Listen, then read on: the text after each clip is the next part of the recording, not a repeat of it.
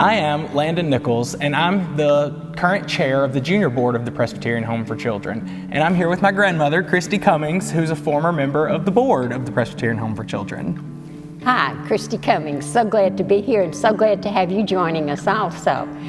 As Landon, my grandson, said, I'm a former member of the board of the Presbyterian Home for Children and a descendant of the founding families of this Valley Creek Presbyterian Church. Today we're coming to you from the oldest Presbyterian congregation in the state of Alabama, Valley Creek Presbyterian, founded in 1816. We're sitting in the newer building that was built in 1864 and still serves the congregation to this day. On an interesting note, the services here have continued since the founding of the church continuously, even during the war and through to now. When it is too cold to meet upstairs, the congregation will meet downstairs with space heaters in a wonderfully inspiring service. These services are lifting. The sound here in the sanctuary is phenomenal. It's just amazing to hear the music sung here. Our family is deeply connected to this church because it was our ancestors that were among the founding members. They immigrated from Scotland over to the United States and originally settled in North Carolina, and then after the Revolutionary War, they set out for Alabama.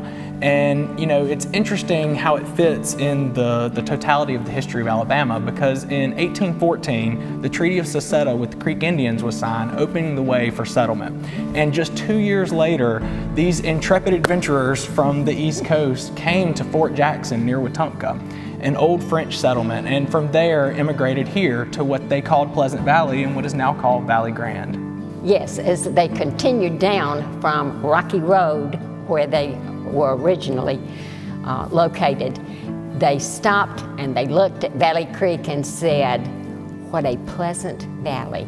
And today this area, even though it is part of Selma, a few miles from Selma, this is now called Valley Grande.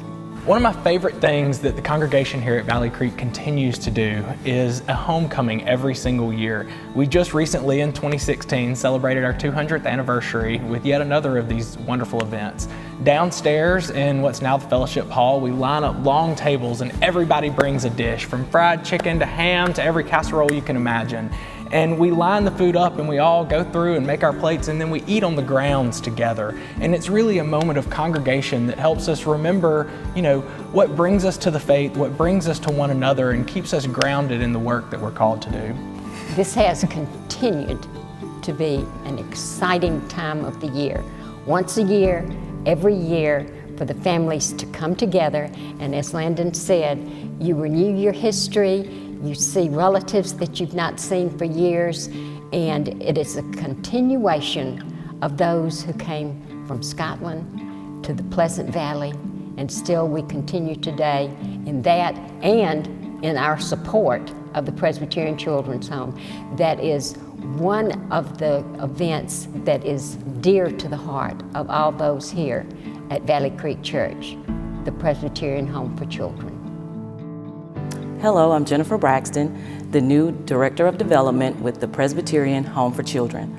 I'm so grateful for the opportunity to be a part of the organization, and I look forward to meeting all of you. Another reason we are in Valley Creek today is because it is a part of the Presbytery Shepherds and Lapsley, named after two ministers who lived in Selma. These two ministers responded to the call to establish a mission in the Congo of Africa in the late 19th century that continues today. William Shepherd was a black minister and Samuel Lapsley was a white minister out of First Presbyterian Church of Selma. The first meeting of the Presbytery of Shepherds and Lapsley was held at First Presbyterian Church of Selma on January 11, 1988. Asked why the Presbytery chose to recognize these ministers in the naming, they say it was due to their responsiveness to answer the call to serve in the Congo. That is a mission that continues today. And they wanted to make a statement about Christian fellowship with a name that represents the inclusiveness of all God's people, black and white, male and female, working together for the furtherance of God's kingdom. The Senate of Alabama saw a need to provide for women and orphans after the Civil War, and therefore they signed this document that created the Presbyterian Home for Children in 1864. The Presbyterian Home for Children is incredible because it serves not just one geographic area, it serves families from across the state, and its mission extends far beyond just Talladega, and that's part of why we're talking to you today from just north of Selma in Valley Creek Presbyterian Church.